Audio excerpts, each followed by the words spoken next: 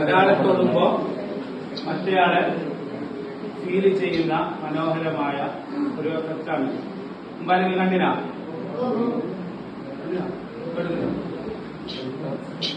അത് വർക്കാവോ നോക്കാം.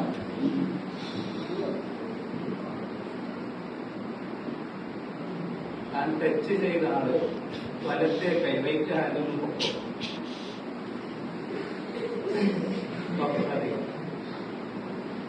ഇനി